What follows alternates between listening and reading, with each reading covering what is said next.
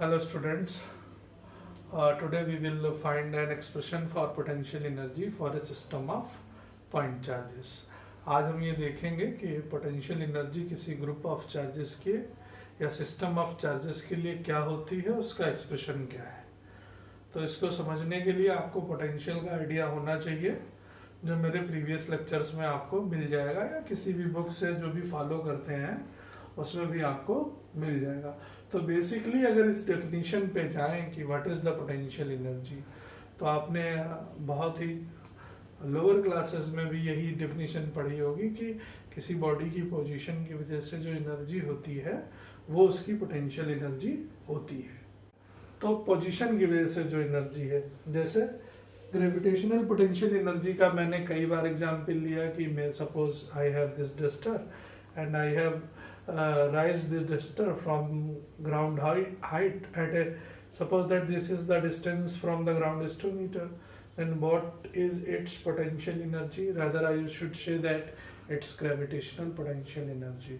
You will just apply a simple formula, mgh. M is the mass, g is the acceleration due to gravity, and h is the height of this duster from the surface of the ground from which it has been elevated, जहाँ से इसको हमने उठाया है। तो ऐसा ही कुछ यहाँ है चार्जेस के केस में, ठीक। तो कह रहे हैं, जो हमने बोर्ड पे डेफिनेशन लिखी है आपको दिख रही होगी, कि the energy possessed by a group of point charges, ठीक।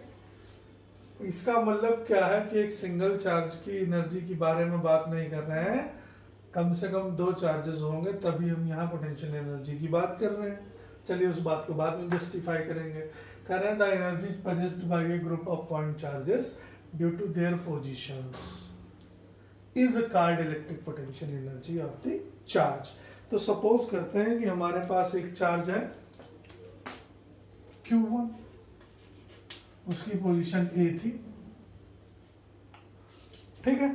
अब ये चार्ज कहां से आए हैं? कहीं इन्फिनिटी से हम इनको लेकर आए टू देयर रेस्पेक्टिव पोजीशन। एक चार्ज Q1 लाए हैं, एक Q2 लाए हैं, वो किसी पोजीशन B पर है। तो जो वर्क डन है, the work done in bringing these point charges from infinity where they were at infinite separations and at rest, okay. Infinity पर थे, उनके बीच का इनफाइनाइट सेपरेशन था और वो रेस्ट पर थे, वहां से हम इनको लेकर आए हैं to their respective positions. Then we have to perform a work, we have performed a work in doing so. ऐसा करने के लिए हमने क्या किया? एक काम किया, और वही वर्क डन इन चार्जेस में इनकी पोटेंशियल एनर्जी के फॉर्म में स्टोर हो जाएगा, ठीक है। यानी इस ग्रुप ऑफ चार्जेस की बात करेंगे तो इसकी पोटेंशियल एनर्जी बेसिकली क्या है कि इन्फिनिटी से जो लाने में काम किया है वही इसकी पोटेंशियल एनर्जी है। लेकिन इतना सिंपल नहीं है इस बात को अभी ऐसे कह देना, अभी आगे हम देखेंगे। दूसरा, अब आप दिमाग में सोच रहे होंगे क्या कोई एक डेफिनिट पाथ है जिसके थ्रू हमें इनफाइनाइट से लेके आना? नहीं, ये एक एजम्पशंस हैं फिजिक्स में। इन्फिनिटी तो ना हम गए ना हम इन्फिनिटी से चार्ज लाए हैं, ये एक थ्योरेटिकल अप्रोच में कुछ चीज़ें फ्रेम आउट करनी पड़ती हैं, ये वही चीज़ें हैं, ठीक है। दूसरा, आप पहले से मैंने बता भी रखा है, आप जानते भी होंगे, जो इलेक्ट्रोस्टैटिक फोर्स होता है वो कंजर्वेटिव होता है।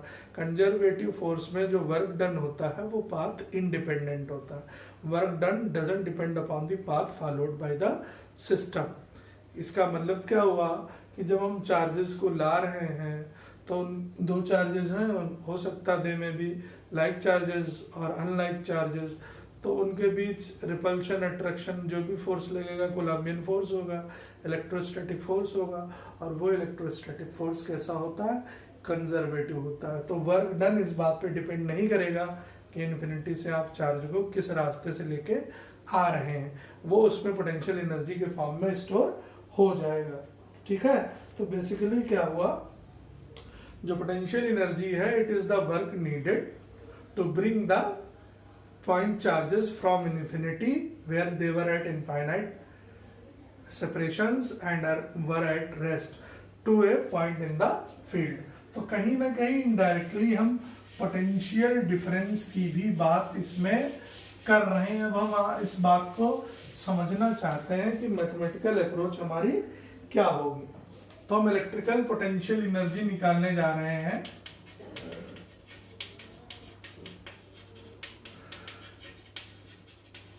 Of a two charge system, दो चार्ज की बात करना ही जरूरी है। अब दिमाग में आपको ये क्लिक कर रहा होगा, ये दो चार्ज सिस्टम क्यों, सिंगल चार्ज की एनर्जी की बात क्यों नहीं कर रहे हैं। अब बात समझिए, अभी मैं इस बात को भी एक्सप्लेन कर दूंगा। सपोज करते हैं हमारे पास दो पॉइंट चार्जेस है, एक पॉइंट ए पर है Q1 और इसकी पोजीशन वेक्टर है R1 वेक्टर, और एक है point charge Q2 at point B, it's position vector is R2, और इनके बीच का सेपरेशन है R12, मतलब इनके बीच का जो पोजीशन वेक्टर है वो R12 है। अब दिमाग में आ रहा है क्या कि डेफिनेशन क्या कहती है, इन पॉइंट चार्जेस को लाने में जो हमने वर्क डन किया है इन्फिनिटी से, वो पोटेंशियल एनर्जी है। तो दोनों को एक साथ ले आए हैं क्या, ऐसे गोदी में उठाए, कैसे गोदी में उठाए, लेके चले आए, ऐसा नहीं है।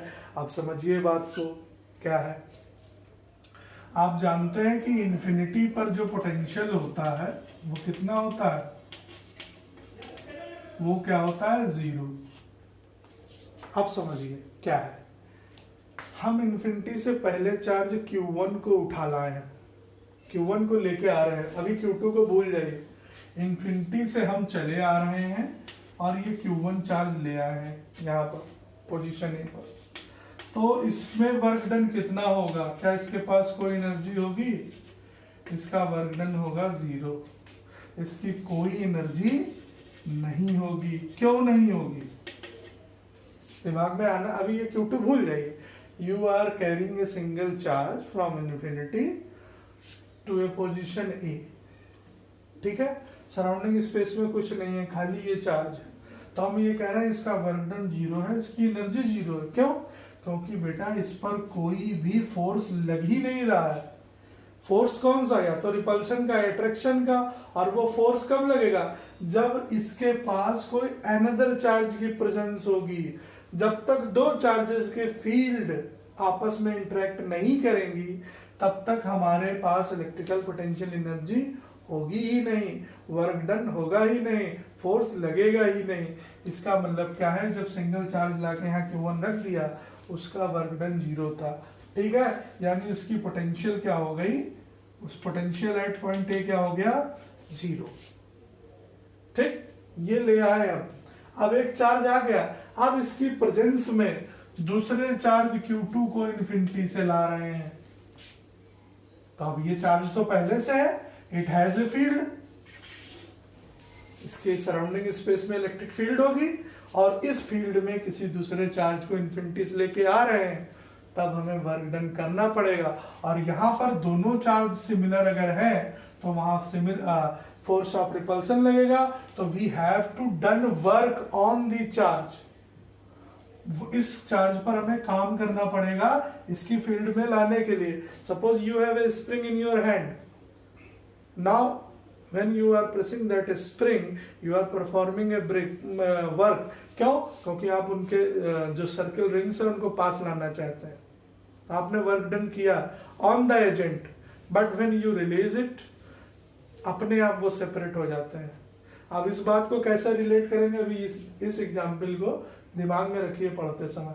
अब चार्ज पहले से था, दूसरे चार्ज को लाए इन्फिनिटी से, इस चार्ज की फील्ड की वजह से इस चार्ज की फील्ड भी इंटरेक्ट करी, और सिमिलर चार्ज होने की वजह से इन पर एक फोर्स ऑफ रिपल्शन लगेगा, ठीक है। और इसलिए इस यहाँ पर जो टोटल वर्क डन होगा वो होगा इनके पोटेंशियल डिफरेंस के इक्वल। वर्क डन वही तो होता है, वर्क डन क्या होता है, द चार्ज पर unit work done is defined as W equal to, क्या डेफिनेशन है इसकी, कुछ है दिमाग में आपको, इक्वल टू QV, है ना। तो V बेसिकली क्या है हमारे पास, W upon Q। Work done पर यूनिट चार्ज ही होता है पोटेंशियल। तो वर्क डन जब निकालना होगा तो चार्ज को हम पोटेंशियल से मल्टीप्लाई कर देंगे।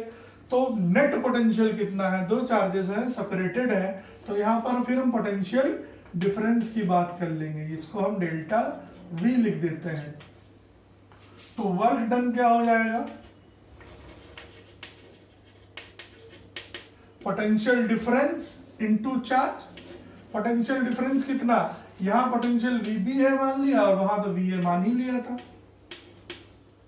ठीक है। तो ये सोर्स चार्ज है, ये फाइनल पोजीशन है, इसकी वैल्यू या इसकी वैल्यू क्या होगी, प्लस में होगी, इसकी माइनस में होगी। क्यों, क्योंकि इसको हम फील्ड के अंदर ला रहे हैं और हम उसके अगेंस्ट काम कर रहे हैं, तो ये नेगेटिव साइन के साथ लेंगे। तो जब नेट निकालेंगे तो एक प्लस हो जाएगा और एक माइनस हो जाएगा। तो हम VB माइनस VA हो गया, और चार्ज हमारे पास Q की जगह पे क्या लिखे, Q1 की Q2, सोचिए दिमाग में, Q2 क्या निकालना है, इसको लाए ना, इसका तो कुछ है ही नहीं वर्क डन, ये तो जीरो है, ठीक है। ये हो गया जीरो क्योंकि हमें पता ही है VA की वैल्यू अभी हमने बताई थी, जीरो होगी। क्यों, क्योंकि पहले Q1 को लाए तो कोई फील्ड थी ही नहीं, फोर्स था ही नहीं, तो वर्क डन भी हमारा क्या हुआ, जीरो। तो VB इंटू Q2, इसको इक्वेशन 1 बना लिया। अब पोटेंशियल वैल्यू निकालनी है पॉइंट B पर ड्यू टू चार्ज Q1। तो पोटेंशियल का फार्मूला क्या होता है, 1/4πε0 Q अपॉन R। अब ये Q अपॉन R कौन सा, दोनों चार्जेस के बीच का सेपरेशन R12, कौन सा चार्ज, Q1। ये नहीं, इस चार्ज की वजह से इस पर कितना पोटेंशियल है, तो वो हो जाएगा Q1 अपॉन R2, ठीक है। Put this value of VB in equation 1, we will get 1/4πε0 Q1 Q2 upon R12। Since ये डेफिनेशन से क्या होगा कि वर्क डन ही उसमें एनर्जी के रूप में स्टोर होगा। The performed work done will be stored in the charges as their potential energy। तो हम इसको क्या लिख सकते हैं, this is the potential energy and we will adopt a symbol U, capital U। This is the potential energy of the two charge system Q1 and Q2। Now suppose दो charges हैं same sign के, Q1 is plus Q2 is plus, तब potential energy भी positive होगी। अब अगर दोनों negative हैं तो ये नेगेटिव होगी पोटेंशियल एनर्जी। अब इस पर एक दो पॉइंट्स हम नोट करेंगे कि पॉजिटिव पोटेंशियल एनर्जी का मतलब क्या है। समझिए, किसी चीज की पॉजिटिव पोटेंशियल एनर्जी है, इसका मतलब क्या है कि हमने क्या किया है, work can be obtained from the system, energy can be obtained from the system. यानी if a system has positive potential energy,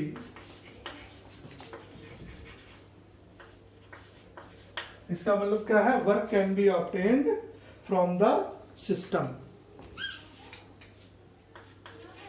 work can be obtained from the system. अब वो एग्जाम्पल याद करिए जो स्प्रिंग वाला लिया था हमने। आपने क्या किया, स्प्रिंग को प्रेस किया, आपने वर्क डन किया।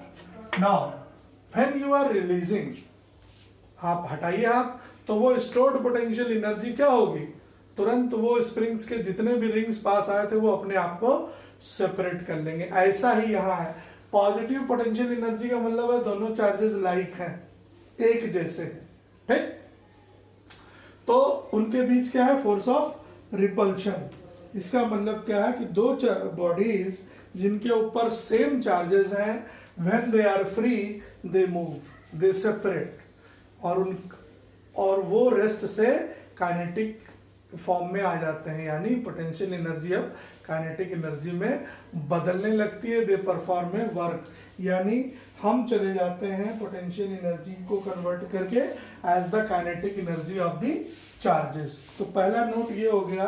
दूसरा नोट ये कहता है कि अगर पोटेंशियल एनर्जी निगेटिव है, if a system has negative potential energy, इसका मतलब क्या है, work has to be done by some external agent on the charges.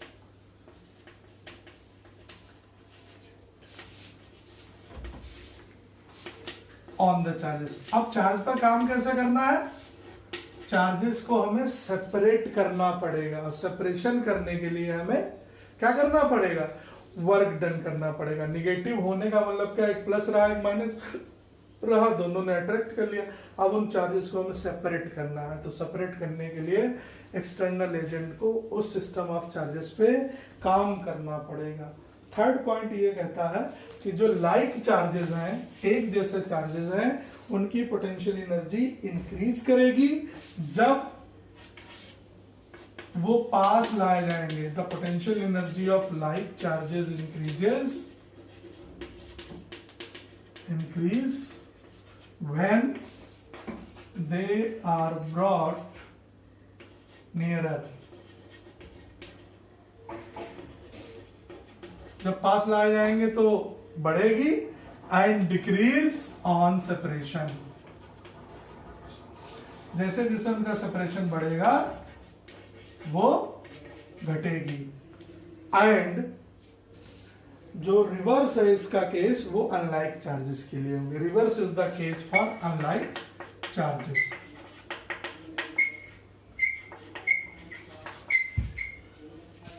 For unlike charges. तो ये कुछ नोटेड पॉइंट है जो नॉर्मली लोग भूल जाते हैं, डेरिवेशन में ऐसा कुछ भी नहीं है। अब एक चीज और जाते जाते बता दूं कि शायद आपके दिमाग में आ रहा हो कि अगर मैं इसको रब कर रहा हूं कि अगर सर ने ये बताया अभी कि हम पहले Q1 को ले आए थे ए पोजीशन पे, फिर हम Q2 को लाए थे इसकी फील्ड में, हम इसका उल्टा कर लें। उल्टा क्या कर लें, Q2 हम रखा रहे और Q1 लेके आए इन्फिनिटी से, तब क्या होगा, तब भी बेटा पोटेंशियल एनर्जी का फार्मूला नहीं बदलेगा, वो सब सेम रहेगा। क्यों, क्योंकि पोटेंशियल एनर्जी चार्ज सिस्टम की वो इंडिपेंडेंट होती है, independent of the order of assembly of charges, assembly of charges। तुम चार्जेस को कहीं से भी लाके इकट्ठा करो, पोटेंशियल एनर्जी इंडिपेंडेंट होगी उस ऑर्डर ऑफ असेंबली के। क्यों, क्योंकि आप फार्मूले में देख रहे थे मल्टीप्लाई हो रहे हैं Q1 और Q2, तो अगर 2 को आप 4 से मल्टीप्लाई कर रहे हैं तो क्या मिलेगा, 8। आप ऑर्डर उल्टा कर दीजिए, 4 को 2 से मल्टीप्लाई करें तब भी क्या मिलेगा, 8। इसलिए उस फाइनल डेरिवेशन पे कोई फर्क नहीं पड़ने वाला है। आप जितना क्रॉस क्वेश्चनिंग करेंगे दिमाग में, जितना रीजनेबल सोचेंगे, you will get a better understanding of that topic. जितना हम बताएं वही नेसेसरी नहीं है, you can think by your mind. ठीक है, आप अपने दिमाग से भी सोचिए, समझिए और एनालिसिस करिए, वरना फिजिक्स लगने लगेगी boring. It is the toughest subject, जितनी दुनिया है सबसे टफेस्ट सब्जेक्ट यही है।